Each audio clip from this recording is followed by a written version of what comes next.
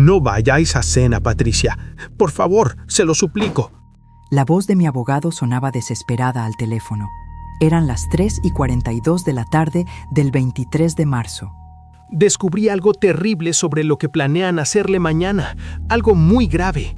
Cancele todo. Invente cualquier excusa, pero no vaya a ese restaurante. Pero no le hice caso, porque era el cumpleaños número 36 de mi único hijo.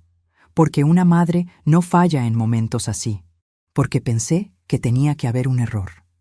Mi hijo me amaba. Seguro el abogado estaba exagerando. 24 horas después, ahí estaba yo, parada frente a una mesa del restaurante La Cabaña, en la avenida Corrientes, con un regalo envuelto en papel dorado apretado contra mi pecho, mirando 3 sillas vacías que no debían estar ahí. El aire acondicionado estaba tan frío que mis manos temblaban. O tal vez no era el frío.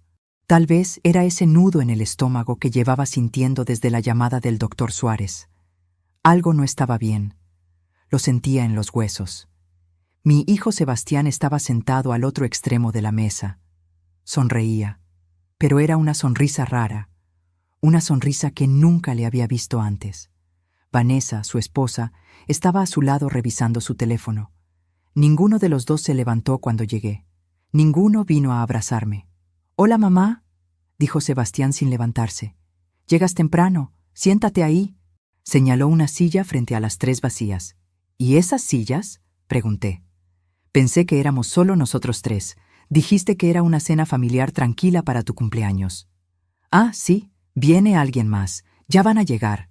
Su tono era casual, demasiado casual, como si estuviera hablando del clima. Me senté despacio.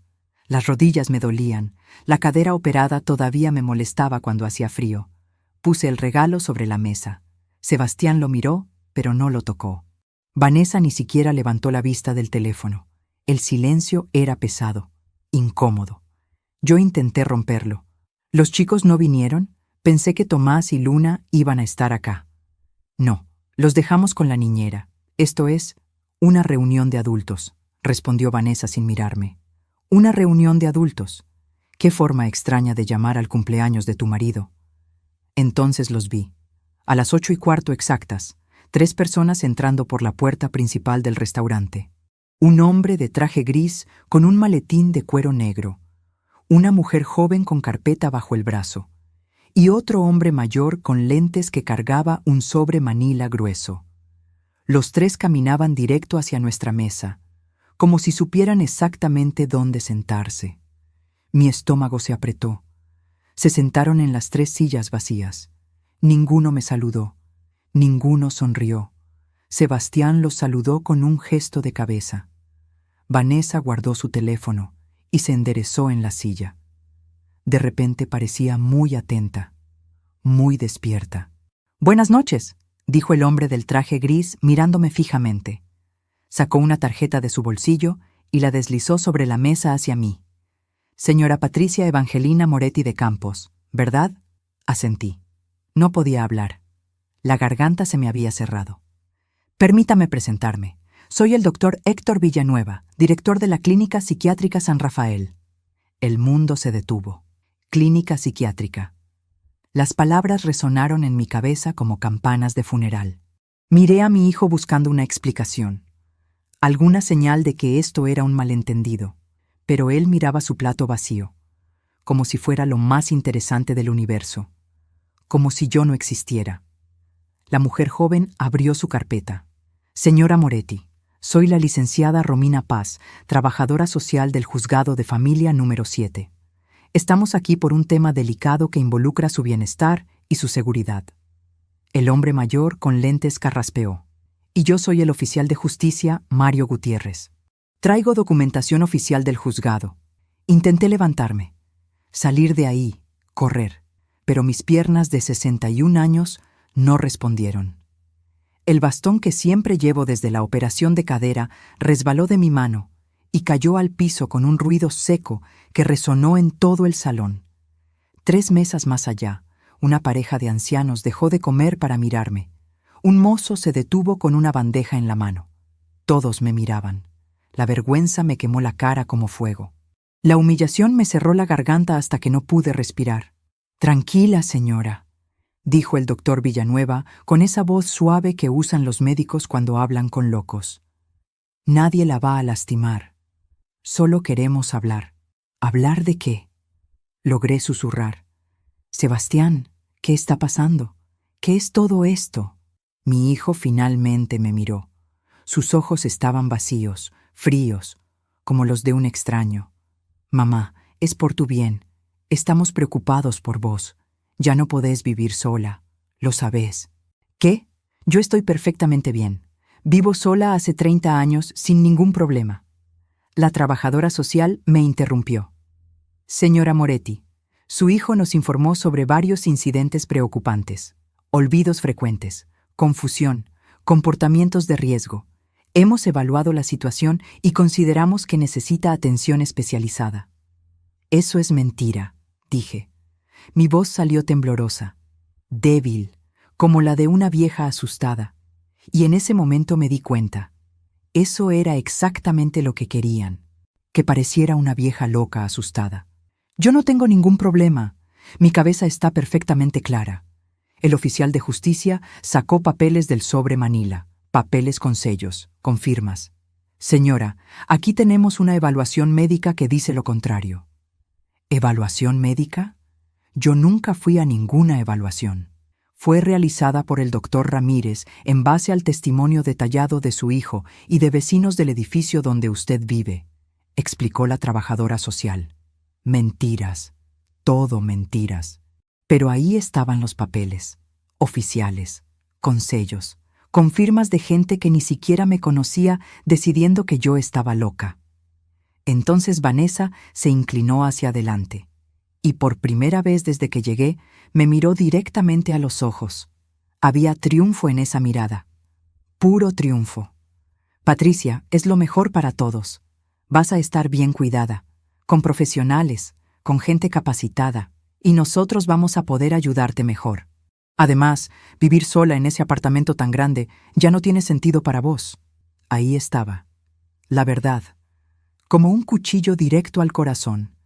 No era por mi salud, era por mi apartamento, por mis ahorros, por deshacerse de mí. El doctor Villanueva siguió hablando, pero yo ya no escuchaba las palabras. Solo veía su boca moverse, solo sentía el peso del mundo aplastándome. El regalo de cumpleaños seguía sobre la mesa, sin abrir. Nadie lo había tocado, porque nunca fue un cumpleaños. Era una trampa, y yo había caído como una tonta. Mi abogado tenía razón. El doctor Suárez tenía razón. Pero ya era demasiado tarde. Ahora, permítanme detenerme un momento. Ustedes que me están escuchando ahora mismo. Ustedes que tal vez tienen hijos. Que tal vez sacrificaron años enteros de su vida por ellos. Que tal vez dieron hasta lo que no tenían pensando que era amor. Necesito que entiendan algo antes de seguir con esta historia. Necesito que sepan quién soy yo. ¿Quién era yo antes de esa noche maldita? Antes de que mi propia sangre intentara encerrarme como a un animal para robarme todo. Dejen un comentario si me están escuchando desde Argentina, desde México, desde Colombia, desde España o desde cualquier lugar donde las madres todavía significan algo. Porque esto que voy a contarles no es solo mi historia. Es la historia de miles de nosotras. De miles de ustedes que también dieron todo y recibieron traición a cambio. Me llamo Patricia Evangelina Moretti. Tengo 61 años recién cumplidos. Nací en Villa Crespo, Buenos Aires, en 1964. Mi padre era herrero, mi madre costurera. Aprendí a coser cuando tenía 7 años, sentada en un banquito de madera junto a la Singer antigua de mamá que todavía hacía aquel ruido de máquina vieja pero confiable. A los 16 años ya hacía vestidos de novia completos. A los 20 tenía mi primer taller propio en un local pequeño de 20 metros cuadrados. A los 26 me casé con Roberto Campos, un electricista bueno y trabajador que murió de un infarto masivo cuando nuestro hijo Sebastián tenía apenas 4 años. Quedé viuda, sola, con un niño pequeño, con un taller que apenas daba para comer y pagar el alquiler. Sin pensión porque Roberto trabajaba por cuenta propia y nunca nos alcanzó para pagar los aportes completos. Pero tenía estas manos. Miren sus propias manos ahora mismo. Las mías están marcadas por 38 años de agujas, de alfileres clavados sin querer a las 2 de la madrugada, de cortes con tijeras en entregas urgentes. Tengo las yemas de los dedos llenas de cicatrices pequeñitas que ya ni siento cuando toco las cosas. Tengo las muñecas hinchadas de tanto coser a máquina 8, 10, 12 horas seguidas. Tengo la espalda torcida de pasarme días enteros inclinada sobre telas, midiendo, cortando, cosiendo, hasta que los ojos me lloraban del cansancio. Con esas manos levanté a mi hijo. Con esas manos pagué su escuela privada, porque no quería que fuera a la pública, donde los chicos se burlaban de los que venían pobres y sin padre. Con esas manos compré sus útiles cada febrero, su ropa, sus zapatillas de marca que él exigía para no sentirse menos que sus compañeros de clase.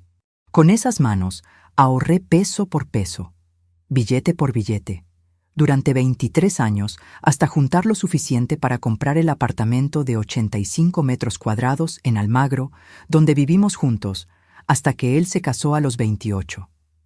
23 años, 840 meses trabajando sin parar, sin vacaciones, sin descansos, sin salir a bailar como mis amigas, sin comprarme ropa nueva, sin ir al cine, sin nada que no fuera trabajo y más trabajo.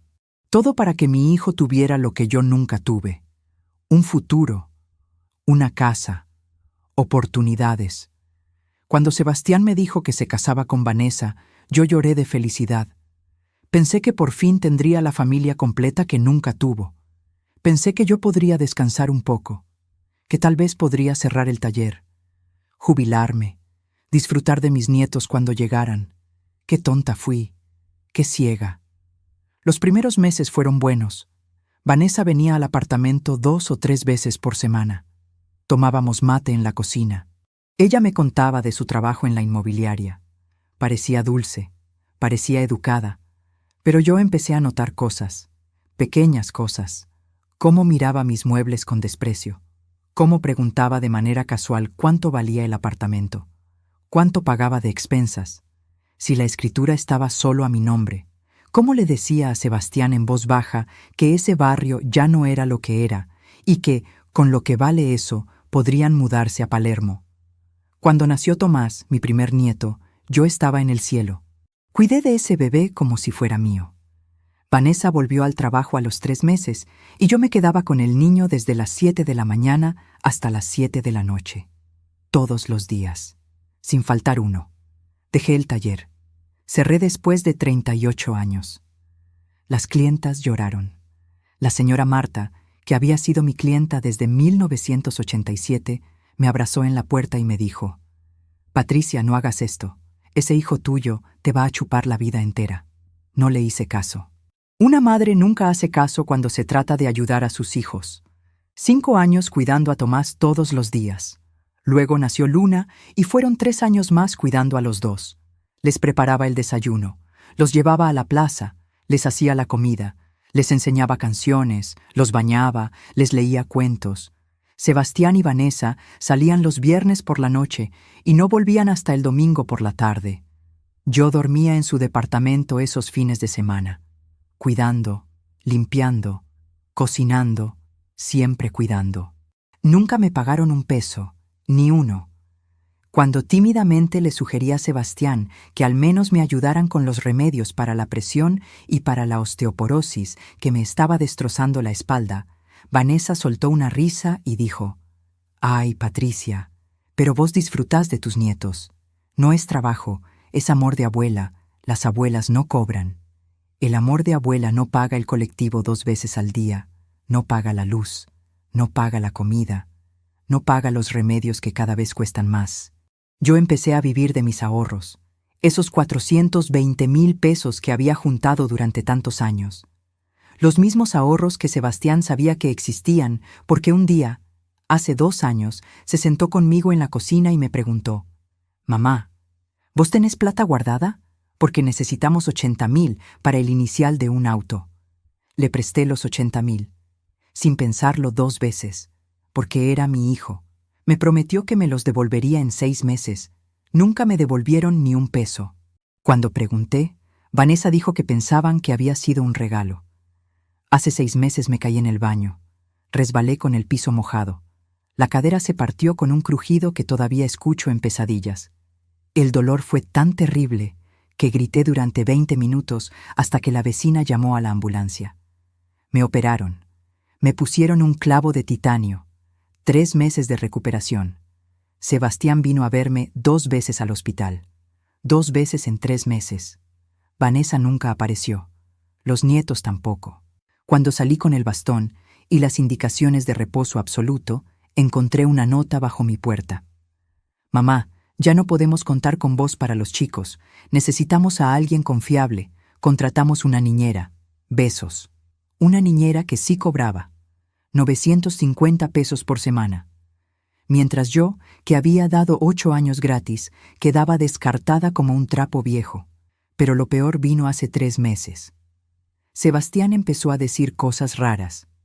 Que yo olvidaba conversaciones, que repetía historias, que dejaba la hornalla encendida, que salía a la calle en camisón.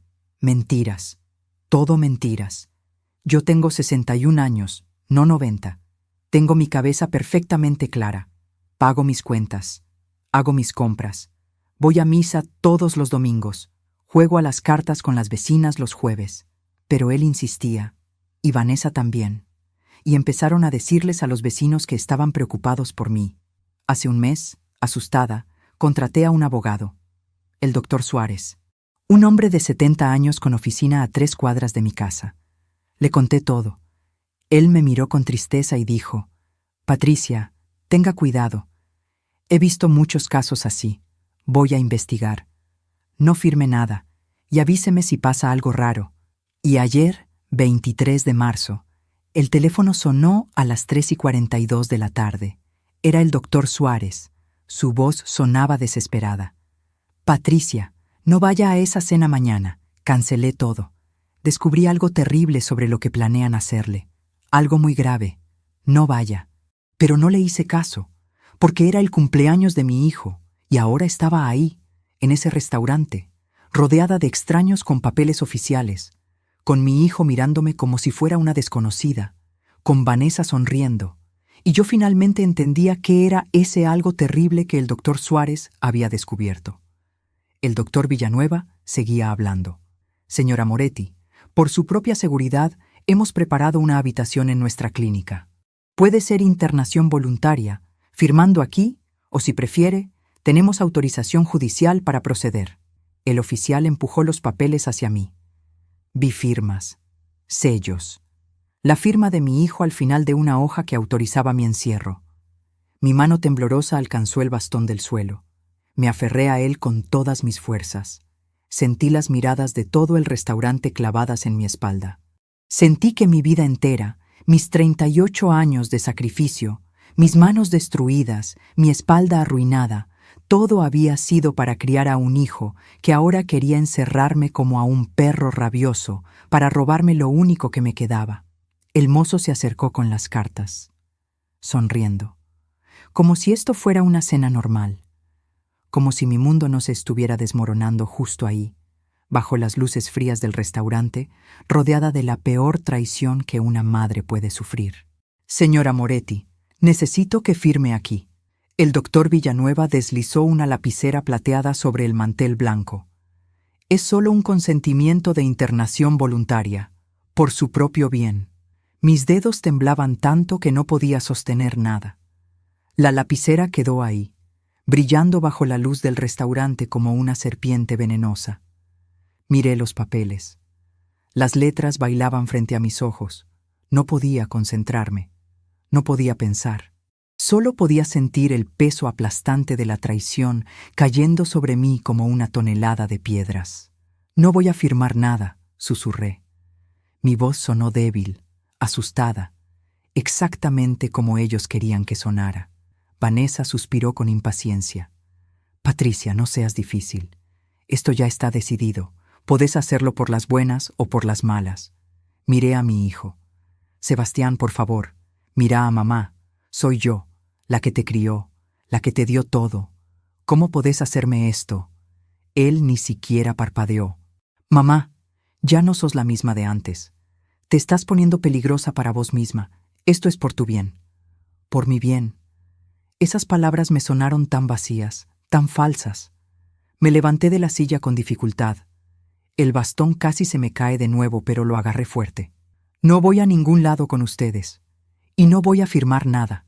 El oficial de justicia se puso de pie también. Señora, si no acepta la internación voluntaria, tengo autorización para ejecutar la internación obligatoria. No se complique las cosas. ¿Que me van a encerrar por la fuerza? ¿En medio de un restaurante lleno de gente? Mi voz subió de volumen. Varias mesas más se giraron a mirarnos. El doctor Villanueva levantó las manos en un gesto de calma.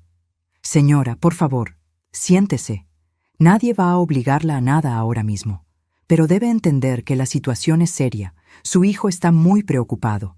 Podemos coordinar una evaluación en su domicilio mañana por la mañana. ¿Le parece más razonable? Era una trampa. Todo era una trampa. Pero necesitaba tiempo. Necesitaba salir de ahí. Necesitaba llamar al doctor Suárez. Está bien. Mañana. Pero ahora me voy a mi casa. Agarré mi cartera y el regalo de cumpleaños que seguía sin abrir sobre la mesa. Caminé hacia la salida con toda la dignidad que me quedaba. Cada paso me dolía. La cadera, la espalda, el corazón destrozado. Detrás de mí escuché la voz de Vanessa. Mañana a las 9, Patricia. No te hagas la que olvidaste. Salí a la avenida Corrientes. El aire de marzo estaba tibio. Había gente caminando, riendo, viviendo sus vidas normales. Y yo ahí, con 61 años, huyendo de mi propio hijo, que quería encerrarme en un psiquiátrico para robarme todo. Tomé un taxi. Le di mi dirección. El conductor me miró por el espejo retrovisor. ¿Está bien, señora? Se ve pálida. Estoy bien, mentí. Durante todo el camino a casa pensé en cómo había llegado hasta acá. ¿En qué momento todo se había torcido tanto? Y me acordé de todo. Sebastián nació el 24 de marzo de 1989. Fueron 36 horas de parto. Yo tenía 25 años. Era joven, era fuerte, pero ese parto casi me mata. Se me complicó todo. Tuvieron que usar fórceps. Me desgarré tanto que necesité 52 puntos. El doctor me dijo después que había perdido tanto sangre que estuve a punto de no contarla. Pero cuando pusieron a Sebastián en mis brazos, todo el dolor desapareció. Era perfecto, pequeñito, con los ojos cerrados y los puñitos apretados. Mi hijo, mi bebé. Roberto estaba tan feliz que lloró. Tenemos un varón, Patricia, un varón fuerte como su viejo. Lo abrazamos juntos a los tres ahí en esa cama de hospital del público, donde te atienden como ganado, pero fue el momento más feliz de mi vida. Los primeros 4 años fueron buenos, difíciles, pero buenos. Roberto trabajaba de electricista todo el día y yo cosía en casa mientras cuidaba al bebé. No teníamos mucho. Vivíamos en un departamento de 2 ambientes en San Cristóbal, 30 metros cuadrados, un baño compartido con otros 3 departamentos en el pasillo. Pero éramos felices, éramos una familia. Sebastián era un niño hermoso, gordito, de cachetes rosados, siempre sonriendo. Aprendió a caminar al año y 2 meses. Su primera palabra fue mamá. Recuerdo ese momento como si fuera ayer. Estaba yo doblando ropa lavada y él gateando en el piso, y de repente me miró y dijo clarito, mamá. Lloré de emoción. Cuando Sebastián cumplió 4 años, Roberto murió. Infarto masivo. Cayó en plena obra donde estaba trabajando. Tenía 32 años. Era joven, era sano, pero el corazón le falló. Me avisaron a las 3 de la tarde. Llegué al hospital y ya estaba muerto, frío, tapado con una sábana blanca. No sé cómo sobreviví esos primeros meses. Sebastián lloraba preguntando por su papá. ¿Cuándo vuelve papá? ¿Dónde está papá? No sabía cómo explicarle que papá no iba a volver nunca más, que estábamos solos, que todo había cambiado para siempre. Tuve que mudarme. No podía pagar el alquiler sola. Nos fuimos a una pieza en una pensión en Villa Crespo, una pieza de 4 por 4 con baño compartido al fondo del pasillo. Dormíamos juntos en un colchón en el piso. Yo cosía sentada en ese mismo piso porque no había espacio para una mesa. La máquina de coser en una esquina. Las telas amontonadas en la otra. Sebastián jugaba entre los retazos de tela. Se hacía carpas. Se hacía disfraces.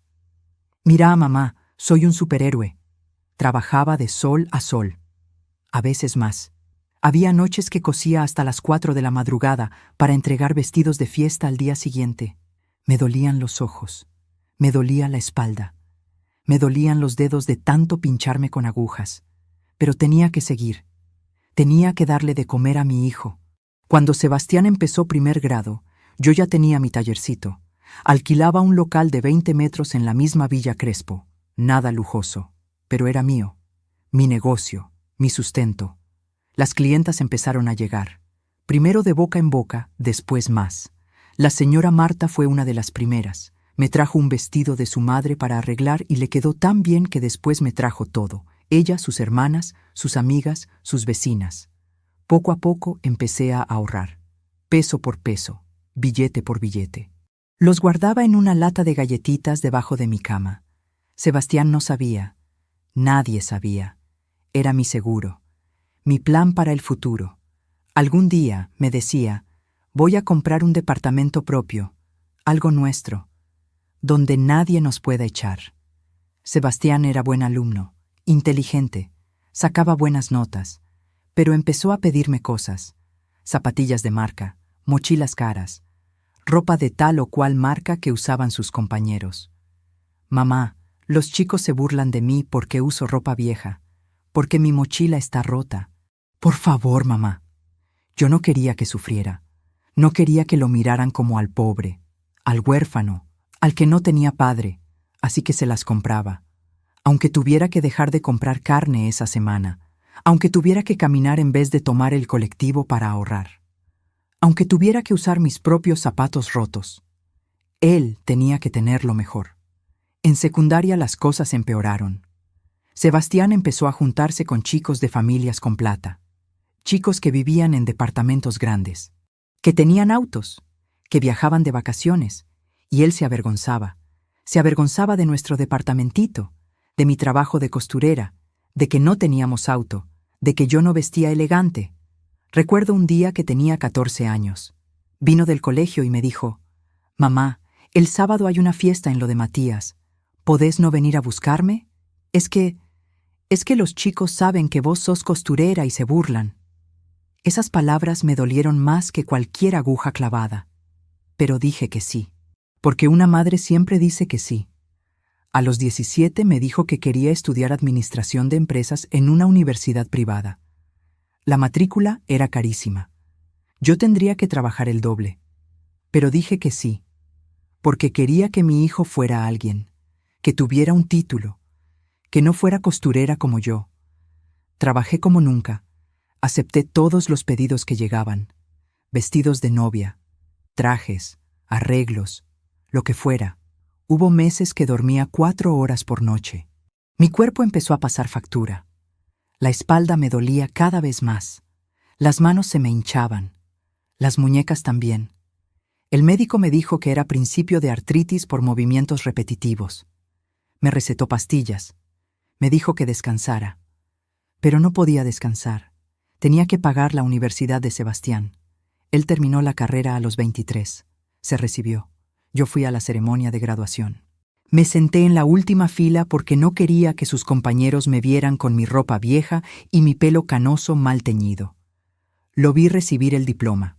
Lo vi sonreír. Y pensé, valió la pena. Todo valió la pena. Pero las cosas no cambiaron. Sebastián consiguió trabajo en una empresa de marketing. Ganaba bien, pero nunca me ofreció ayuda. Nunca dijo, «Mamá, ahora yo te voy a ayudar a vos. Descansá un poco». Nada. Seguía viviendo conmigo en el departamento de Almagro, que finalmente había comprado después de 23 años de ahorro. Pero no pagaba nada. No compraba comida. No ayudaba con las expensas. Y yo no le decía nada. Porque una madre no cobra a sus hijos. Cuando conoció a Vanessa, yo pensé que iba a cambiar, que iba a madurar. Tenía 27 años, ella 24. Trabajaba en una inmobiliaria. Se vestía bien, hablaba bien. Al principio fue amable conmigo. Me preguntaba cosas de mi vida, de mi trabajo. Me decía que admiraba lo mucho que había luchado. Pero después empezaron las indirectas. Patricia, este barrio está quedando medio peligroso, ¿no? Con todo lo que vale este departamento podrías vender y comprarte algo más chico en un lugar más lindo. Patricia, ¿nunca pensaste en irte a vivir a un geriátrico? Así estarías acompañada, no tan sola. Yo tenía 55 años. No era ninguna anciana, pero ella ya me hablaba como si estuviera senil. Se casaron a los 6 meses de novios. Boda chica, íntima. Yo pagué el vestido de novia de Vanessa. Lo cosí yo misma. Le quedaba perfecto. Me agradeció con un beso en la mejilla, pero después supe que les había dicho a sus amigas que el vestido era de una boutique cara del centro, que le daba vergüenza decir que lo había hecho su suegra costurera. Cuando nació Tomás, yo estaba en el 7º cielo. Por fin era abuela. Por fin iba a tener un nieto al que cuidar, al que mimar, al que darle todo el amor que me sobraba. Vanessa me dijo que necesitaba volver al trabajo, que necesitaban la plata de los 2 sueldos, que si yo podía cuidar al bebé sería perfecto porque así no tenían que pagar niñera. Cerré el taller sin pensarlo 2 veces. 38 años de trabajo, 38 años de clientas fieles que me buscaban. Todo cerrado de un día para el otro. La señora Marta lloró el día que le avisé. Patricia, por favor, pénsalo mejor. Ese hijo tuyo te está usando. No te das cuenta, pero te está chupando la vida entera. Pero yo era feliz cuidando a Tomás. Era un bebé precioso, gordito, de cachetes rosados como había sido Sebastián. Lo llevaba a la plaza todos los días. Le cantaba canciones, le preparaba la comida. Le cambiaba los pañales, le daba el biberón, todo. Vanessa llegaba a las 7 de la tarde, se duchaba, cenaba y se iba a dormir. No jugaba con el bebé, no lo bañaba, nada. Yo hacía todo, y los fines de semana se iban. Vanessa y Sebastián salían los viernes por la noche y volvían el domingo a la tarde. Yo me quedaba en su departamento cuidando a Tomás, durmiendo en el sillón porque no tenían cuarto de huéspedes, limpiando la casa, lavando la ropa de ellos, cocinando.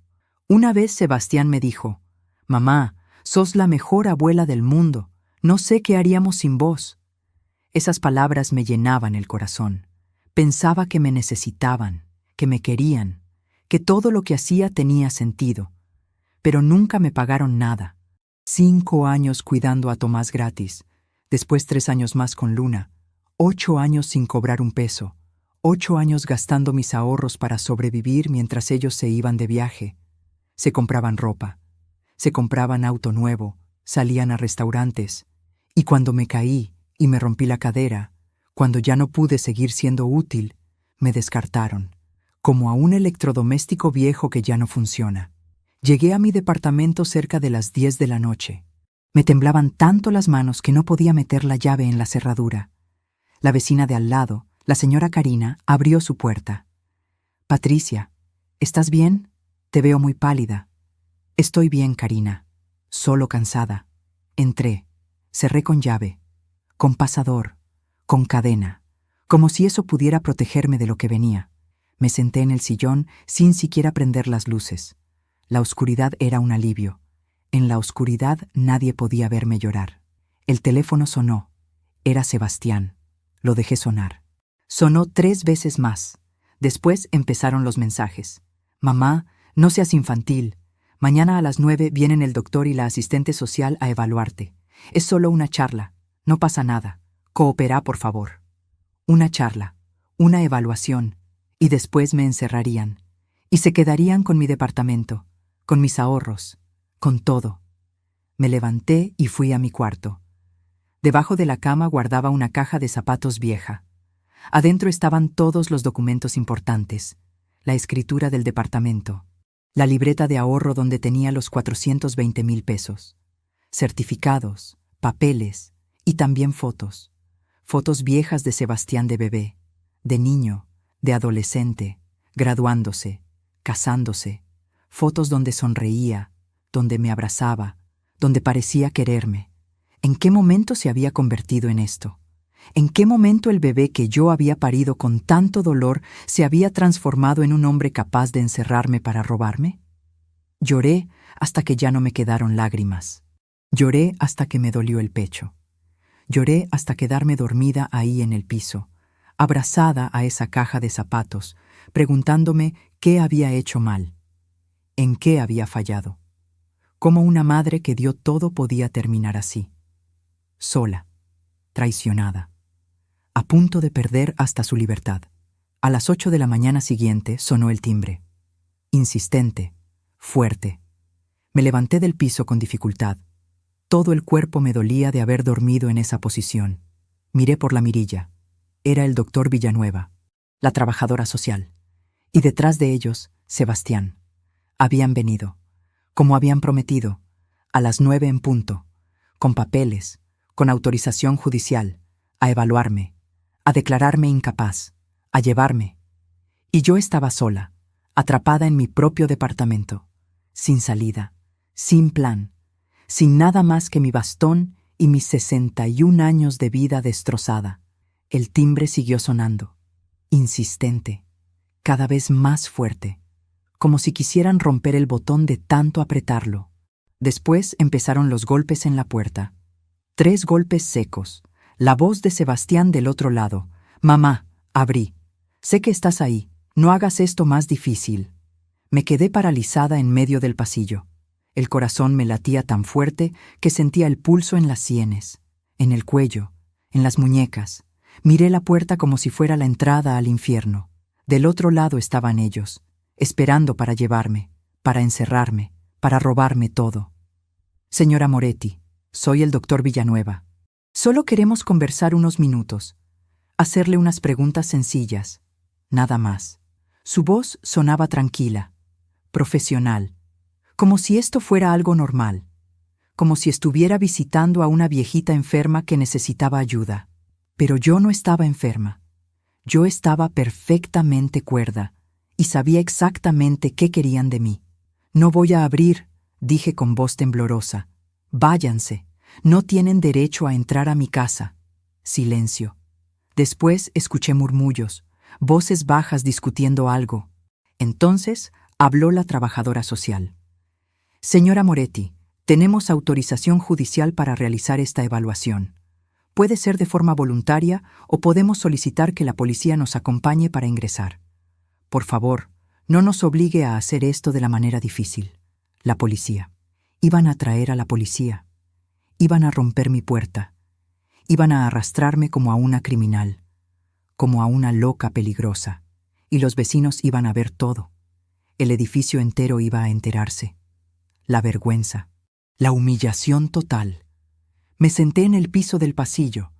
Las piernas no me sostenían más. Sentí algo quebrarse dentro de mi pecho. No era el corazón. Era algo más profundo, más antiguo. Era la última esperanza de que mi hijo recapacitara, de que se diera cuenta de lo que estaba haciendo, de que el amor de madre significara algo para él. Pero no.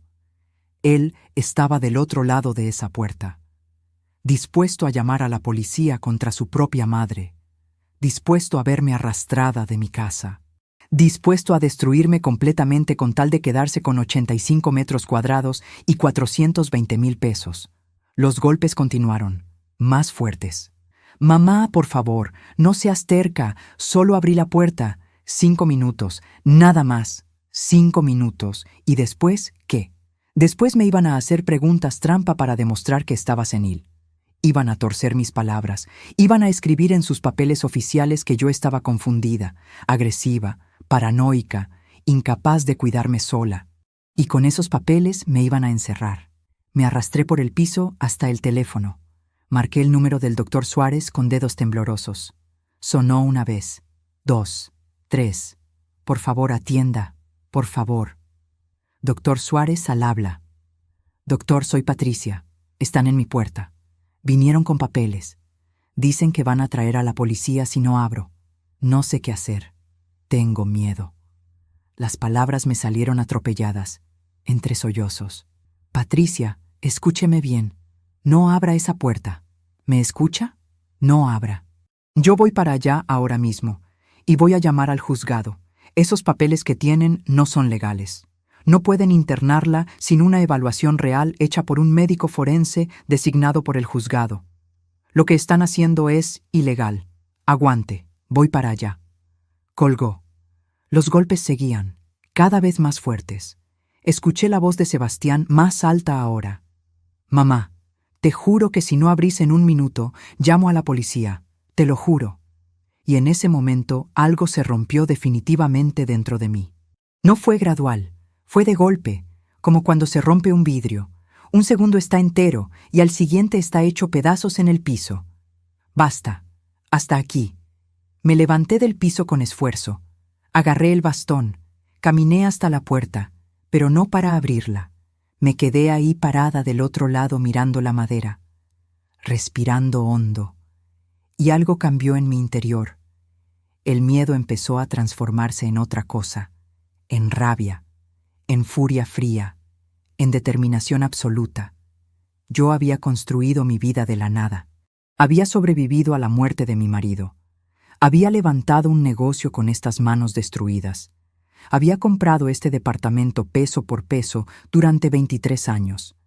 Había criado un hijo sola en medio de la pobreza y el dolor. Había sobrevivido a todo. Y no iba a dejar que ahora me quitaran lo único que me quedaba. No sin pelear. Sebastián, dije con voz firme, clara, sin temblor. Escúchame bien, porque te lo voy a decir una sola vez. No voy a abrir esta puerta. Y si traes a la policía, voy a gritar en todo el edificio que tu madre está siendo secuestrada por su propio hijo para robarle su casa. Voy a hacer tanto escándalo que todos los vecinos van a salir. Van a ver lo que estás haciendo. Van a ser testigos. ¿Querés eso? ¿Querés que todo el barrio sepa que sos capaz de encerrar a tu madre para quedarte con su departamento? Silencio del otro lado. Un silencio largo, pesado. Entonces escuché a Vanessa. Es inútil, está loca de verdad. Llama a la policía de una vez. Pero Sebastián no llamó, porque sabía que yo tenía razón. Sabía que si hacía un escándalo público, todo se iba a complicar. La policía iba a hacer preguntas, los vecinos iban a hablar, y su plan perfecto se iba a desmoronar. Esto no termina acá, mamá, dijo finalmente. Vamos a volver, con la policía, con quien haga falta. No podés quedarte ahí encerrada para siempre. Escuché pasos alejándose. El sonido del ascensor. Silencio. Me dejé caer contra la puerta. Temblaba de pies a cabeza. Pero ya no era de miedo. Era de adrenalina, de rabia contenida, de algo nuevo que estaba naciendo dentro de mí, algo frío, calculador, peligroso. Sebastián tenía razón en una cosa. Esto no terminaba acá. Pero no iba a terminar como él pensaba. No iba a terminar conmigo encerrada en un psiquiátrico mientras él festejaba en mi departamento. Me fui al cuarto, saqué la caja de zapatos de debajo de la cama. La escritura del departamento, la libreta de ahorro, todos los documentos. Los puse sobre la cama y los miré durante mucho tiempo. Esto era mi vida. 38 años de trabajo resumidos en papeles amarillentos y una libreta bancaria. ¿Qué era más importante? ¿Conservar estas paredes donde había vivido tantos años? ¿O conservar mi libertad, mi dignidad, mi derecho a decidir sobre mi propia vida? La respuesta era obvia. Cuando el doctor Suárez llegó media hora después, ya no encontró a la misma Patricia, asustada, que había llamado por teléfono. Encontró a una mujer de 61 años, sentada en su mesa de la cocina con todos sus documentos ordenados frente a ella. Una mujer con los ojos secos, con la mandíbula apretada, con una expresión que él no me había visto nunca. «Patricia, ¿está bien?» Llamé al juzgado. Como le dije, esos papeles no tienen validez. No pueden internarla sin... «Doctor», lo interrumpí. «Necesito que me ayude con algo. Algo urgente». Se sentó frente a mí. Me miró con atención. «Dígame, quiero vender el departamento. Rápido, esta misma semana si es posible. y quiero transferir todos mis ahorros a una cuenta nueva que mi hijo no conozca. ¿Puede ayudarme con eso? Se quedó callado unos segundos. Después asintió despacio. Puedo. Pero Patricia, ¿está segura? Este es su hogar. Vivió acá muchos años. Su hijo nació acá prácticamente. ¿Está segura de que quiere hacer esto? Nunca estuve más segura de nada en mi vida. Y era verdad. Por primera vez en 61 años veía todo con claridad absoluta. Mi hijo no me amaba. Tal vez nunca me había amado. Solo me había usado. Me había exprimido como a un trapo hasta que ya no le servía. Y ahora quería descartarme y quedarse con lo poco que me quedaba. Pero yo no iba a permitirlo. No sin pelear. No sin darle una lección que nunca iba a olvidar. Está bien, dijo el doctor Suárez sacando una agenda. Conozco un escribano de confianza y una inmobiliaria seria que maneja ventas rápidas. No va a sacar el mejor precio, pero si necesita vender urgente, se puede. ¿Cuánto está pidiendo? Pensé rápido. El departamento valía alrededor de 850,000 pesos en el mercado normal. Pero yo necesitaba liquidez. Necesitaba cash rápido. Necesitaba poder moverme antes de que Sebastián se diera cuenta de lo que estaba haciendo. 700,000, pero en efectivo, y cierro en una semana máximo. El doctor levantó las cejas. Va a perder 150,000 pesos. No me importa, los necesito ya, y necesito desaparecer antes de que él vuelva con más papeles, con más mentiras, con más gente. El doctor Suárez me miró durante mucho tiempo.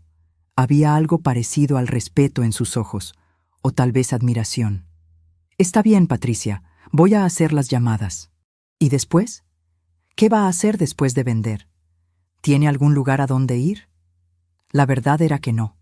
No tenía familia, no tenía hermanos. Mis padres habían muerto hacía años. Mis amigas eran pocas y todas vivían en situaciones complicadas. No podía cargarles con mis problemas. Voy a irme, dije simplemente. Lejos, a otra ciudad, a otra provincia, no sé todavía, pero lejos de acá, donde él no pueda encontrarme, donde pueda vivir lo que me queda de vida en paz. Sonaba triste cuando lo decía en voz alta. Una mujer de 61 años huyendo de su propio hijo, dejando atrás su ciudad, su barrio, su vida entera. Pero no había otra opción. Si me quedaba, Sebastián iba a seguir intentando internarme. Iba a conseguir más papeles, más firmas, más mentiras, y eventualmente lo iba a lograr.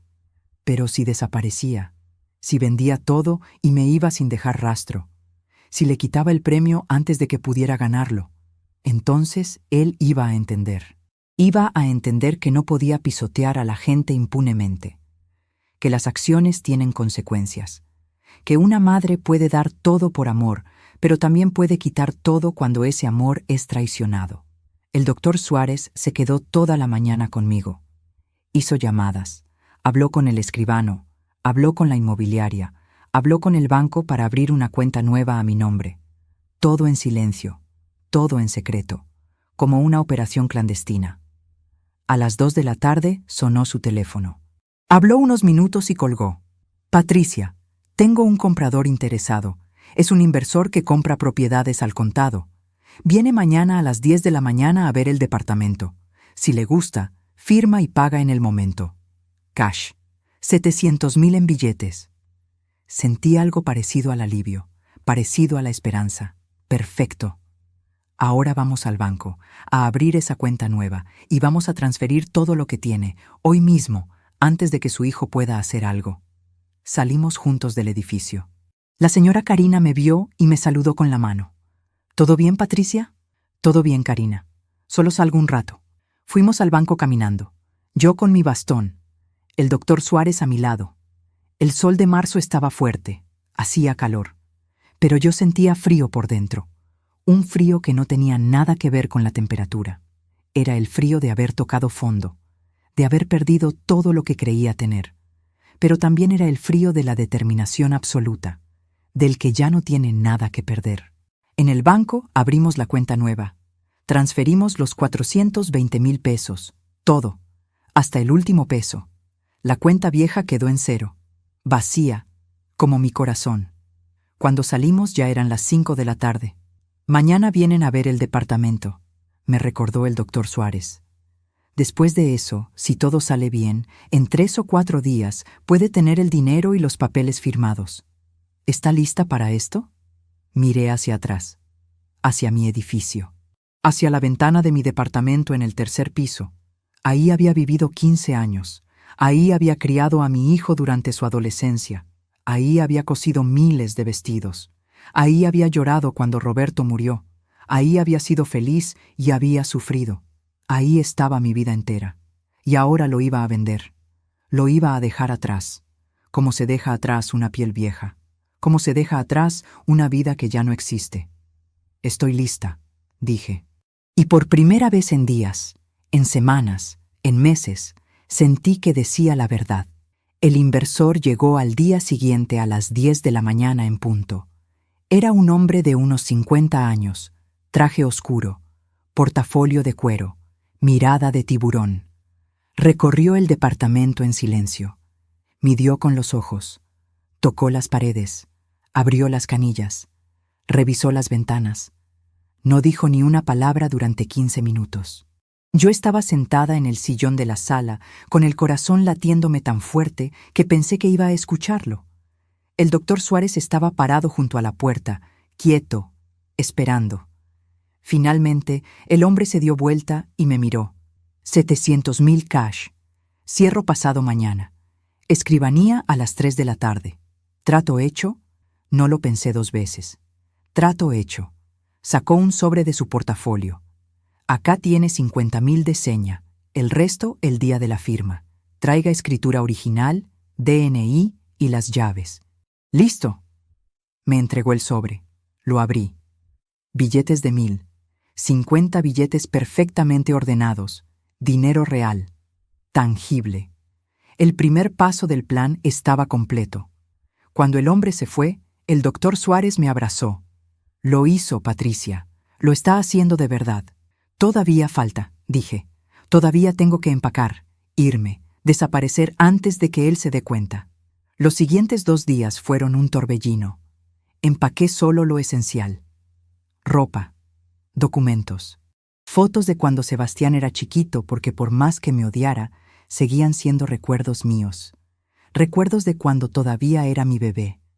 Los vendí la mayoría de los muebles por internet a precios ridículos. No me importaba. Solo quería cash y rapidez. La señora Karina me vio bajando cajas. «Patricia, ¿te estás mudando?» «Sí, Karina. Me voy a vivir con una prima al interior. Necesito aire fresco, cambiar de ambiente». Mentira. No tenía ninguna prima. Pero no podía decirle la verdad. No podía arriesgarme a que Sebastián viniera a preguntar y ella le contara algo. Sebastián llamó 3 veces durante esos 2 días. No atendí. Me dejó mensajes. «Mamá, no seas infantil. Tenemos que hablar. Es por tu bien. Llámame». Cada mensaje sonaba más impaciente, más molesto, más desesperado. El día de la firma llegué a la escribanía con el doctor Suárez. El inversor ya estaba ahí. Firmamos papeles. Uno tras otro. Mi mano temblaba con cada firma. Estaba vendiendo mi casa. El lugar donde había vivido 15 años. El techo que había comprado con 38 años de sacrificio. Cada firma era como arrancarme un pedazo de piel. Pero seguí firmando. Porque la libertad vale más que las paredes. El escribano puso el sello final. «Listo. La propiedad queda transferida al señor Gustavo Ramírez. Felicitaciones a ambos». El inversor sacó un maletín. Lo abrió sobre el escritorio. Estaba lleno de billetes, fajos y fajos de billetes atados con banditas elásticas. 650,000 como acordamos, menos los 50 de seña que ya entregué. El doctor Suárez contó todo, 2 veces, billete por billete. Está completo. Guardé el dinero en una bolsa de tela que había traído especialmente, una bolsa común y corriente de supermercado. Nadie se imaginaría que adentro llevaba 650,000 pesos, más los 50 de la seña que ya había guardado, más los 420,000 de mis ahorros, 1,120,000 pesos. Todo el patrimonio de mi vida en una bolsa de supermercado y una cuenta bancaria. Salimos de la escribanía. El sol de marzo me pegaba en la cara. Hacía calor. Había gente caminando por la calle, comprando, riendo, viviendo sus vidas normales. Y yo ahí con toda mi vida en una bolsa caminando hacia ninguna parte. ¿Y ahora?, preguntó el doctor Suárez. Ahora me voy. ¿A dónde? No sé todavía. Lejos, tal vez Córdoba, tal vez Mendoza, algún lugar donde pueda alquilar algo tranquilo, donde nadie me conozca, donde pueda vivir en paz lo que me queda. El doctor me acompañó a comprar un boleto de micro, terminal de Retiro, un micro a Córdoba capital que salía en 3 horas. Pasaje en mano, documento en mano, bolsa de dinero bien agarrada. Patricia, dijo el doctor antes de que yo entrara a la terminal, usted es la mujer más valiente que he conocido. Su hijo va a arrepentirse algún día de lo que hizo. No creo, dije, pero ya no importa, ya no es mi problema. Nos despedimos. Entré a la terminal. Me senté en una silla de plástico a esperar. 3 horas larguísimas mirando el reloj, mirando la gente pasar, preguntándome si estaba haciendo lo correcto, si no estaba exagerando, si no debería darle una última oportunidad a Sebastián. Entonces sonó mi teléfono. Era él. Atendí. «Mamá, por fin atendés. ¿Dónde estás? Fui a tu departamento y está todo vacío. Hay un cartel de vendido en la puerta. ¿Qué carajo hiciste?» Su voz sonaba alterada, casi gritando. Podía escuchar a Vanessa detrás preguntando qué pasaba. Hice lo que tenía que hacer, dije con calma. Vendí el departamento. Ya no es mío, ya no es tuyo. No vas a poder encerrarte ahí. No vas a poder quedarte con nada. Silencio. Un silencio pesado. Después explotó. ¿Vendiste? ¿Estás loca? Ese departamento valía casi 1 millón de pesos. Era mi herencia. Era lo que me correspondía después de todo lo que hice por vos. ¿Lo que hiciste por mí?, repetí. La rabia me subió por la garganta como bilis. ¿Qué hiciste por mí, Sebastián? ¿Intentar internarme? ¿Robarme mi casa? ¿Tratarme como basura después de que te crié sola desde los 4 años? ¿Después de que trabajé como esclava para pagarte todo? ¿Eso hiciste por mí? Vos estás enferma. Necesitas ayuda. Por eso queríamos internarte. Por tu propio bien. Mentira. Todo mentira. Querían encerrarme para quedarse con el departamento, para robarme mis ahorros, lo sé. El abogado me contó todo. Los papeles falsos, el médico cómplice, todo. Escuché a Vanessa gritando de fondo. Decile que nos tiene que dar la mitad. Ese departamento era de los 2. Ella nos debe. ¿Escuchaste eso?, dije. ¿Escuchaste a tu esposa? Eso es lo que realmente les importa. No mi salud, no mi bienestar. Solo el dinero, solo lo que pueden sacarme. Mamá, no podés hacer esto. Ese dinero es de la familia. Tenés que darnos al menos la mitad. Es lo justo. Me reí. Una risa amarga que me salió de lo más profundo. ¿Lo justo? ¿Querés hablar de justicia? ¿Fue justo que cuidara a tus hijos 8 años gratis? ¿Fue justo que me prestaras 80,000 pesos y nunca me los devolvieras? ¿Fue justo que me descartaras cuando me rompí la cadera? ¿Fue justo que inventaras que estoy loca para encerrarme? Mamá, por favor, pensá en los chicos. Tomás y Luna necesitan cosas. Necesitamos ese dinero. Yo también necesitaba muchas cosas. Necesitaba un hijo que me cuidara en la vejez, que me respetara, que me amara. Pero no lo tengo, así que ahora cada uno por su lado. ¿Y a dónde pensás ir? ¿Qué vas a hacer sola a tu edad con toda esa plata? Te van a robar, te van a estafar. ¿No sabes manejarte? Me manejé sola desde los 30 años. Me manejé para criarte, para comprar un departamento, para sobrevivir a todo. Creo que voy a poder manejarme ahora también. Escuché ruidos, voces alteradas. Después Vanessa agarró el teléfono. Patricia, escúchame bien, vieja de mierda. Ese departamento nos correspondía a nosotros. Vos ya estás vieja, ya viviste tu vida. Nosotros tenemos hijos que mantener, tenemos gastos, tenés que devolvernos ese dinero. Es lo mínimo que podés hacer después de todo lo que hicimos por vos. ¿Todo lo que hicieron por mí?, repetí. No hicieron nada por mí. Yo hice todo por ustedes. Y ahora se terminó. No van a ver un peso de ese dinero. Y no van a volver a verme nunca más. Te vamos a denunciar. Te vamos a buscar. No podés escaparte así. Te vamos a encontrar. Inténtenlo, dije. Y colgué. Las manos me temblaban. El corazón me latía desbocado. Pero también sentía algo parecido a la liberación. Como cuando te sacas una mochila pesadísima que llevabas en la espalda durante años. Apagué el teléfono. Lo saqué de la batería. Lo tiré en un tacho de basura de la terminal. Ya no lo necesitaba. Era parte de mi vida anterior. De la Patricia que se dejaba pisotear. De la madre que daba todo sin recibir nada. Esa Patricia había muerto en aquel restaurante. Esta era nueva. Esta era otra. 2 horas después, estaba sentada en el micro rumbo a Córdoba, asiento junto a la ventana, la bolsa con el dinero bien agarrada en mi regazo. Miraba Buenos Aires alejarse por el espejo retrovisor, las luces, los edificios, todo lo que había conocido durante 61 años quedándose atrás. No lloré. Pensé que iba a llorar, pero no salieron lágrimas. Solo un vacío enorme en el pecho. Y una pregunta que me martillaba la cabeza. ¿Qué madre tiene que huir de su propio hijo? ¿Qué clase de mundo es este donde una mujer de 61 años, que dio toda su vida por su familia, termina escapando en un micro de larga distancia con su vida en una bolsa de supermercado? El celular de la mujer sentada al lado mío sonó. Atendió. «Hola, mamita. Sí, ya estoy en el micro. Voy para allá. Quédate tranquila que llegó en 6 horas. Te amo. Chau». Colgó y me miró. «Voy a cuidar a mi mamá que está enferma. Tiene 82. Vive sola en Córdoba y ya no puede más». «Qué buena hija», dije. «Es mi mamá», respondió como si fuera lo más obvio del mundo. «Ella me crió. Me dio todo. Ahora me toca a mí». Tuve que mirar por la ventana para que no me viera llorar, porque eso era lo que debería haber sido. Eso era lo natural. Eso era lo justo. Pero mi hijo no era esa clase de hijo.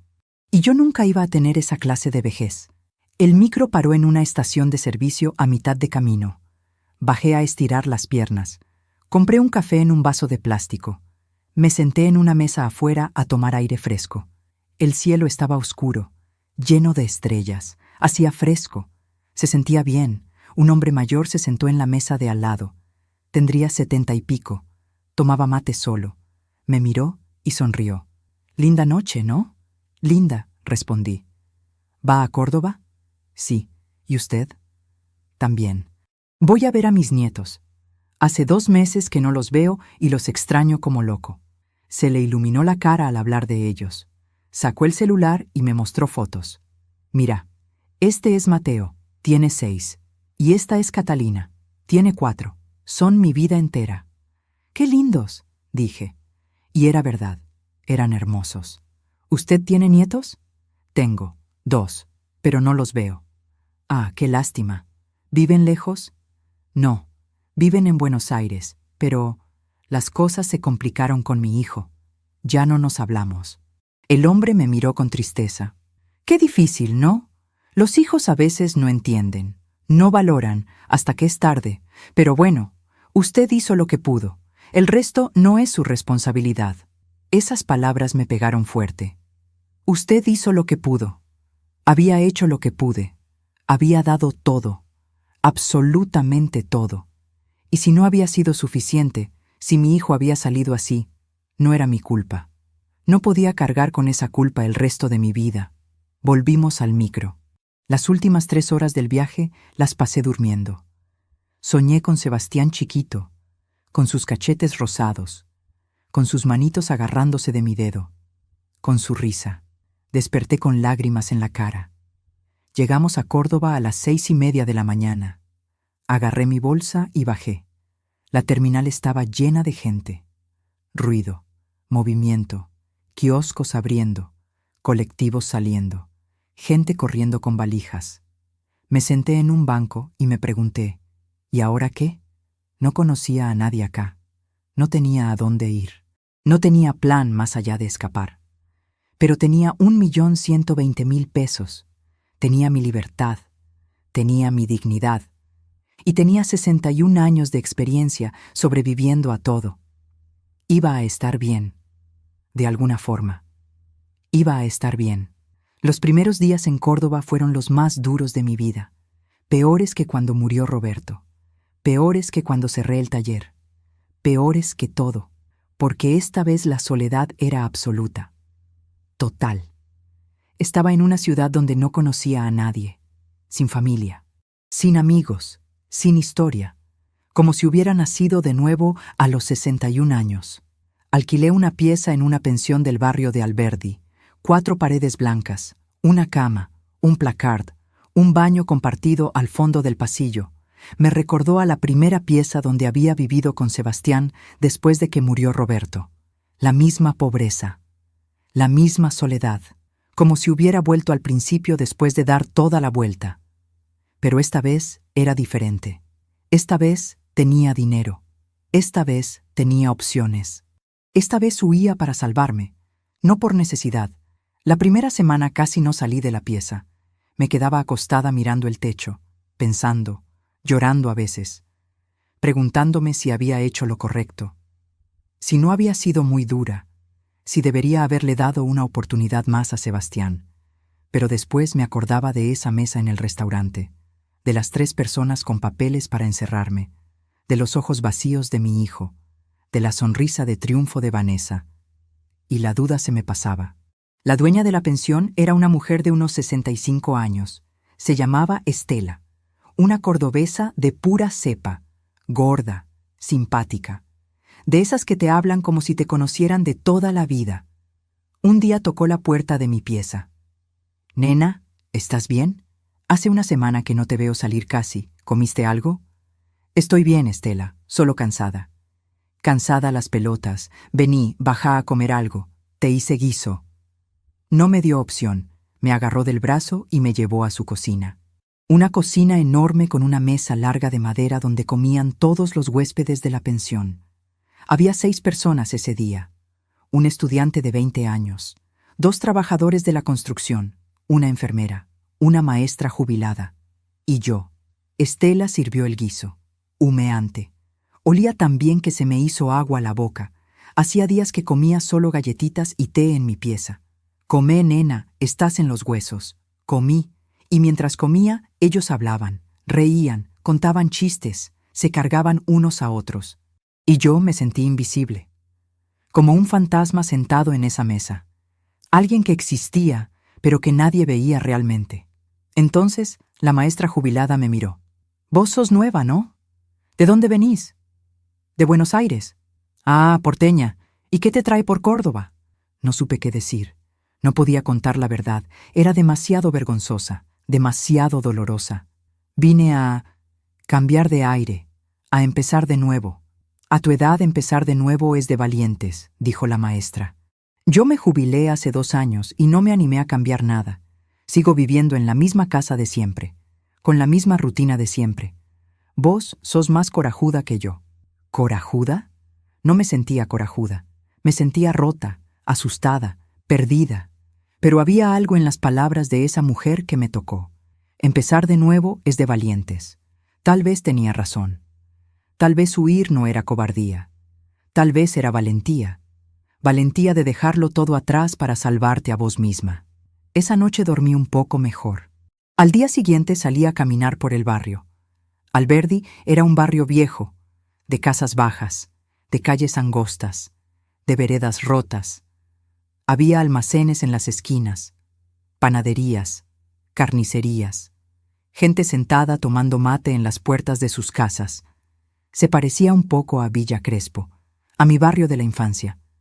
Me hizo sentir algo parecido a la nostalgia. Entré a un almacén. Compré algunas cosas básicas: fideos, arroz, lata de tomate, galletitas. La señora de la caja me miró y sonrió. «¿Sos nueva en el barrio?» «Sí, recién llegué hace una semana». «Bienvenida. Acá somos todos medio familia. Si necesitas algo, avisa nomás». Esa noche cociné en la cocina compartida de la pensión. Solo unos fideos con manteca, nada especial. Pero mientras revolvía la olla, me acordé de cuando cocinaba para Sebastián de chiquito, de cuando me esperaba sentado en la mesa con las piernas colgando porque todavía no llegaba al piso, de cuando me decía: «Mamá, sos la mejor cocinera del mundo, aunque solo le hiciera fideos con manteca». ¿En qué momento ese niño se había transformado en el hombre que quería encerrarme? Pasaron las semanas. Empecé a salir más, a caminar por el parque, a tomar sol en las plazas. Compré un teléfono nuevo con chip nuevo, un número que nadie conocía. Solo el doctor Suárez lo tenía por las dudas, pero no lo usaba casi. No tenía a quién llamar. Un día, caminando por el centro, vi un local de telas. Me quedé parada frente a la vidriera mirando los rollos de tela apilados, los hilos de colores, las cajas de botones, y sentí algo raro en el pecho, algo parecido a la nostalgia, parecido al dolor, parecido al amor. Entré. El olor a tela nueva me golpeó como una ola de recuerdos. 38 años había trabajado con telas, 38 años tocando, cortando, cosiendo. Era parte de mí, era mi identidad. ¿Puedo ayudarla?, preguntó la vendedora. Solo estoy mirando. Toqué las telas. Las acaricié. Mis dedos todavía recordaban. Todavía sabían distinguir el algodón del poliéster, el lino de la seda. Todavía sabían. Compré 3 metros de una tela celeste hermosa. No sabía para qué. No tenía máquina de coser. No tenía nada. Solo la compré porque necesitaba sentirla entre mis manos. 2 meses después de llegar a Córdoba, el teléfono sonó. Era el doctor Suárez. «Patricia, ¿cómo está?» «Bien, doctor. Sobreviviendo. La llamo para contarle algo. Su hijo vino a mi oficina hace una semana. El corazón se me aceleró. ¿Qué quería? Quería que le dijera dónde está usted. Le dije que no sabía, que no tenía contacto con usted. Se puso furioso. Amenazó con denunciarme. Le dije que no tenía nada que denunciar. Que usted es una mujer adulta con plena capacidad mental y que tiene derecho a irse a donde se le antoje sin avisarle a nadie». ¿Y qué dijo? Se fue gritando. Pero Patricia, hay algo más. Hablé con la señora Karina, su vecina del edificio. Me contó que Sebastián y Vanessa están teniendo problemas económicos serios. Al parecer, habían sacado un préstamo enorme contando con que iban a heredar su departamento. Pensaban venderlo y saldar deudas. Ahora se quedaron sin nada. Perdieron el auto. Tuvieron que mudar a los chicos a una escuela pública. Vanessa renunció a la inmobiliaria porque no le alcanzaba para pagar la niñera y dejó de trabajar. Sebastián está desesperado buscándola. Debería haberme sentido mal, debería haber sentido culpa, pero no sentí nada, solo un vacío. Es su problema, doctor. Ellos hicieron su cama. Ahora que duerman en ella. Tiene razón. Solo quería que supiera, y quería saber cómo está usted. Si necesita algo. Estoy bien. Gracias por todo, doctor. De verdad. Colgué. Me quedé sentada en la cama de la pensión, procesando la información. Sebastián estaba en problemas. Sebastián estaba sufriendo las consecuencias. Y yo no sentía nada. Ni lástima, ni satisfacción, ni culpa.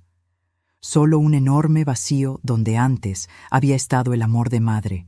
3 meses después de llegar a Córdoba, encontré un departamentito chiquito para alquilar. Un monoambiente en el barrio de Nueva Córdoba.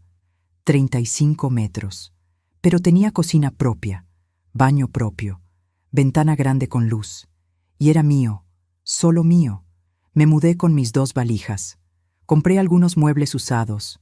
Una cama, una mesa, 2 sillas. No necesitaba más. Estela lloró cuando me fui de la pensión. Te voy a extrañar, nena. Vení a visitarme. Voy a venir, Estela. Te prometo. En el nuevo departamento empecé a vivir de verdad.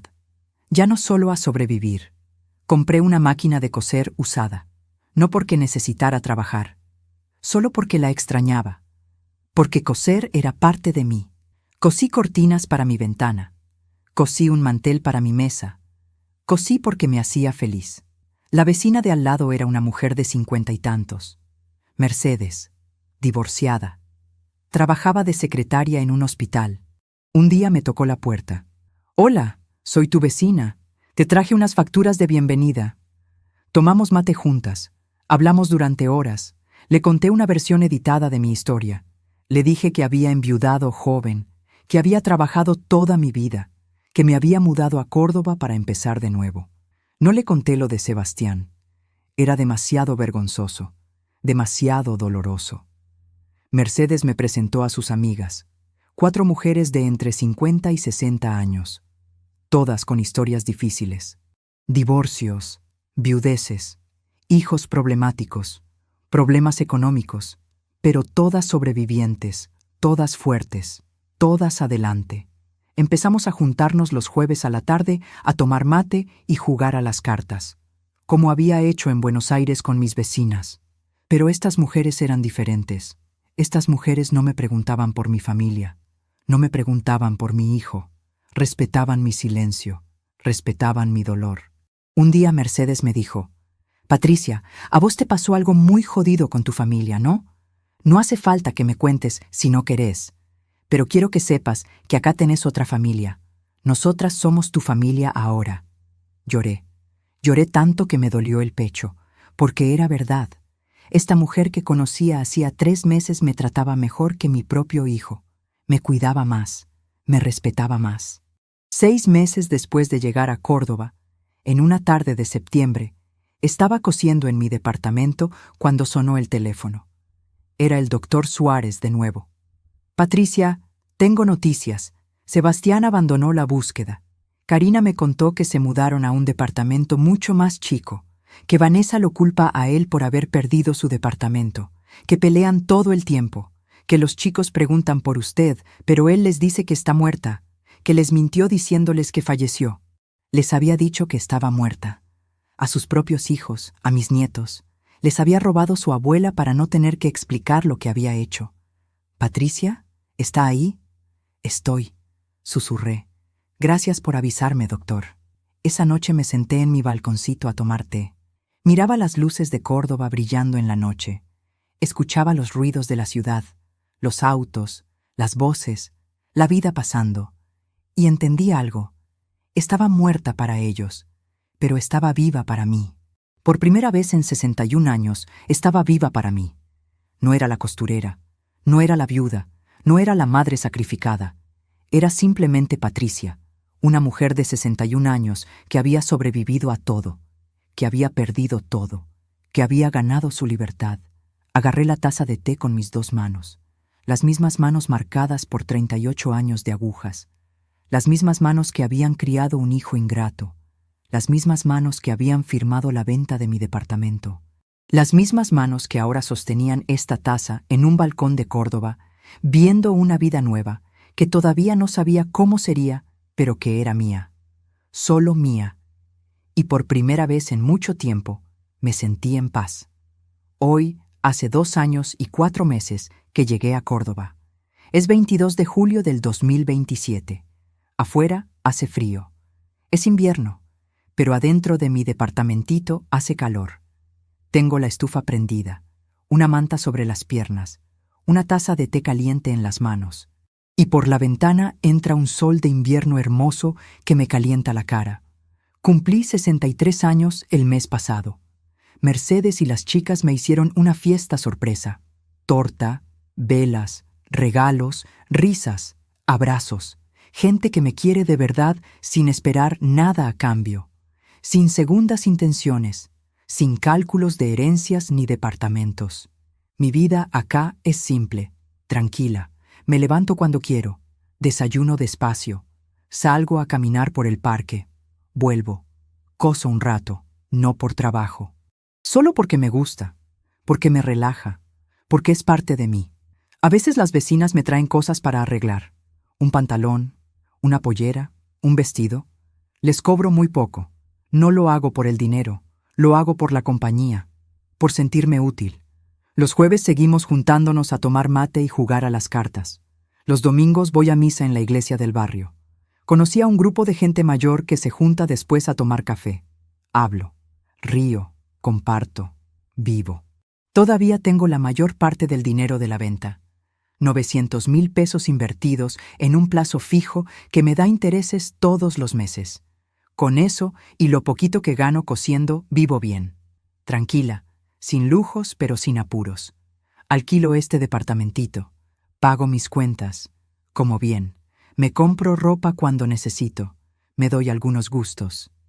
El mes pasado fui con Mercedes y las chicas a pasar un fin de semana en las sierras. La primera vez en mi vida que hago un viaje de placer, de verdadero placer, sin cocinar para nadie, sin limpiar para nadie, sin cuidar a nadie, solo disfrutar. Hace 6 meses el doctor Suárez me llamó por última vez. Patricia, tengo algo que contarle, pero no sé si quiere saberlo. Cuénteme, doctor. Sebastián y Vanessa se separaron. Él se fue del departamento. Vive en una pensión en Flores. Trabaja de vendedor ambulante en trenes. Vanessa se quedó con los chicos en un departamento chiquito que le paga el padre. Los chicos están grandes. Tomás tiene 10, Luna 7. Karina me dijo que Sebastián preguntó por usted otra vez, que quiere saber cómo encontrarla, que dice que se arrepiente. El corazón me dio un vuelco. ¿Que se arrepiente? Eso dijo. Pero Patricia, tenga cuidado. Puede ser verdad o puede ser que solo necesite plata. Usted lo conoce mejor que nadie. Yo no le di ninguna información. Solo le dije que estaba bien, que rehacía su vida lejos, nada más. ¿Y él qué dijo? Lloró. Dijo que había arruinado todo, que había perdido a la única persona que realmente lo amó, que era un desagradecido, un hijo de puta. Esas fueron sus palabras. Me quedé callada mucho rato, procesando, sintiendo. Doctor, ¿usted cree que es sincero? No sé, Patricia. La gente cambia cuando pierde todo. A veces para bien, a veces solo porque necesitan algo. Solo usted puede decidir si quiere darle una oportunidad o no. Esa noche no dormí. Estuve dando vueltas en la cama pensando. Sebastián llorando. Sebastián arrepentido. Sebastián diciendo que había arruinado todo. ¿Era verdad? ¿O solo era manipulación? ¿Necesitaba dinero y por eso me buscaba? Pero después me acordé de esa mesa en el restaurante, de sus ojos vacíos cuando me miraba, de la firma en los papeles de internación, de los meses que pasé cuidando a sus hijos gratis mientras él se iba de viaje, de las mentiras, del desprecio, de todo. Y entendí algo. No importaba si era sincero o no, no importaba si realmente se arrepentía, porque yo ya había cerrado esa puerta, ya había llorado ese duelo, ya había dejado ir a ese hijo, no podía volver atrás, no quería volver atrás. Perdonar no significa volver. Perdonar no significa dejar que te lastimen de nuevo. Perdonar significa soltar, dejar ir, seguir adelante sin el peso del odio. Y yo ya había perdonado. Pero desde lejos, muy lejos, le mandé un mensaje al doctor Suárez. No quiero que me busque, no quiero contacto, estoy en paz. Déjelo así. Han pasado 6 meses desde esa llamada, y sigo en paz. Hay días que pienso en Tomás y en Luna, en mis nietos que crecen sin mí, que me creen muerta. Eso me duele en el alma, pero no puedo hacer nada. Su padre decidió mentirles, su padre decidió robarles su abuela. Esa es su responsabilidad, no la mía. Esta mañana estaba cosiendo una blusa para Mercedes cuando la radio puso una canción vieja, una de esas que escuchaba cuando era joven, cuando Roberto estaba vivo, cuando Sebastián era bebé, y me puse a llorar, no de tristeza, de nostalgia, de esa nostalgia dulce que te hace acordar que tuviste cosas lindas también, que no todo fue malo, que hubo momentos felices en medio del dolor.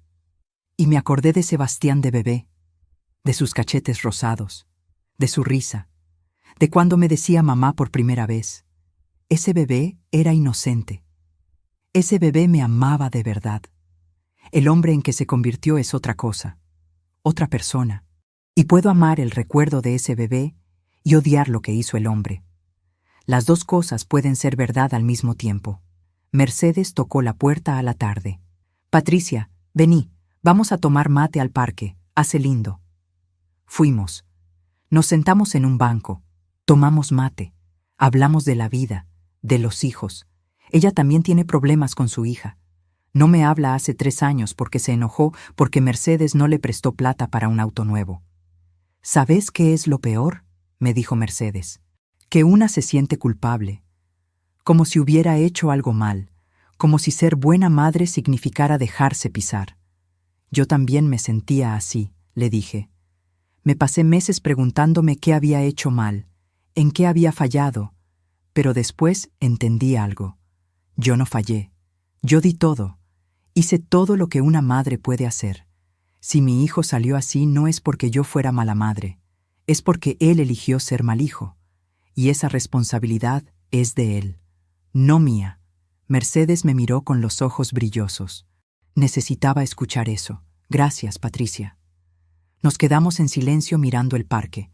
Había chicos jugando, madres empujando carritos, viejos caminando despacio, la vida pasando, y nosotras ahí, dos mujeres mayores que habían sobrevivido a todo, que habían perdido hijos pero ganado libertad, que habían aprendido tarde pero habían aprendido. Cuando volví al departamento, me senté en mi balconcito, agarré mi taza de té y me puse a pensar en todo el camino recorrido. 2 años y 4 meses desde aquella noche horrible en el restaurante. 2 años y 4 meses desde que mi vida explotó. 2 años y 4 meses reconstruyéndome pedazo por pedazo. ¿Fue fácil? No. Hubo noches llorando. Hubo días sin ganas de levantarme. Hubo momentos de soledad tan profunda que pensé que me iba a morir de tristeza. Pero seguí, porque no tenía otra opción, porque rendirse era dejarle ganar. Era validar todo lo que había hecho, y yo no iba a hacer eso. ¿Me arrepiento? Tampoco. Porque recuperé algo que había perdido hace mucho tiempo. Recuperé mi dignidad, mi derecho a decidir sobre mi vida, mi derecho a decir basta, mi derecho a poner límites. Y eso no tiene precio. Ahora quiero hablarles a ustedes que me escucharon durante todo este tiempo, a ustedes que tal vez están pasando por algo parecido, tal vez tienen hijos que los tratan mal, que los usan, que los desprecian, que solo los buscan cuando necesitan algo. Tal vez tienen familias que no los valoran, que no los respetan, que los hacen sentir como una carga. Quiero que sepan algo. Ustedes no son una carga. Ustedes son personas. Personas con derechos, con dignidad, con valor. No importa cuántos años tengan. No importa si ya no pueden trabajar. No importa si necesitan ayuda para algunas cosas. Eso no les quita su valor como seres humanos. Y otra cosa, dar todo por sus hijos no significa que ellos puedan pisotearlos. Ser madre o padre no significa ser esclavo. No significa aguantar cualquier cosa. No significa perder su identidad. Ustedes tienen derecho a poner límites, a decir no, a cuidarse a ustedes mismos también. Yo sé que es difícil, yo sé que duele, yo sé que van a sentir culpa, porque nos enseñaron que las madres y los padres tienen que aguantar todo, que el amor de padres es incondicional. Pero ¿saben qué? El respeto también tiene que ser incondicional. Y si sus hijos no los respetan, ustedes tienen derecho a alejarse, tienen derecho a protegerse, tienen derecho a vivir en paz, aunque sea lejos de ellos. No es egoísmo, es supervivencia, es amor propio, es dignidad. Si mi historia les sirvió de algo, si se sintieron identificados, si esto les dio fuerza para poner límites en sus propias vidas, entonces valió la pena contarla, porque ese era el objetivo. No hacerlos sentir lástima por mí, sino hacerles ver que se puede sobrevivir, que se puede seguir adelante, que la vida no termina a los 60, ni a los 70, ni a los 80. Dejen un me gusta si esta historia les llegó al corazón. Suscríbanse al canal si quieren escuchar más historias como esta, historias de personas reales que sobrevivieron a traiciones, que pusieron límites, que recuperaron su vida. Historias que les pueden dar fuerza a ustedes también. Y sobre todo, comenten. Cuéntenme sus historias. Cuéntenme qué les pasó, cómo lo superaron o cómo están luchando todavía. Porque esto no es solo mi historia. Es la historia de miles, de millones. Y cuando compartimos nuestras historias, nos damos cuenta de que no estamos solos, que hay otros que entienden, que hay otros que lucharon y sobrevivieron. Compartan este video con alguien que necesite escucharlo, con alguna amiga que está aguantando maltrato de sus hijos, con algún vecino que está siendo usado por su familia, con alguien que necesita saber que se puede decir basta, que se puede empezar de nuevo, que nunca es tarde para recuperar tu dignidad. Yo soy Patricia Evangelina Moretti. Tengo 63 años. Sobreviví a la viudez, al abandono, a la traición de mi propio hijo. Sobreviví a perderlo todo. Y acá estoy, viva, en paz, libre, tomando té en mi balcón en Córdoba viendo el sol de invierno, con amigas que me quieren de verdad, con una vida simple pero mía, solo mía. Y si yo pude, ustedes también pueden. Nunca lo olviden. Nunca es tarde. Nunca están solos. Y siempre, siempre, tienen derecho a elegir su propia paz por encima del maltrato de cualquiera, aunque sea su propia sangre. Gracias por escucharme. Gracias por estar acá. Y recuerden, su vida es suya, no de sus hijos, no de su familia. Suya. Cuídenla, protéjanla, vívanla. Hasta la próxima historia.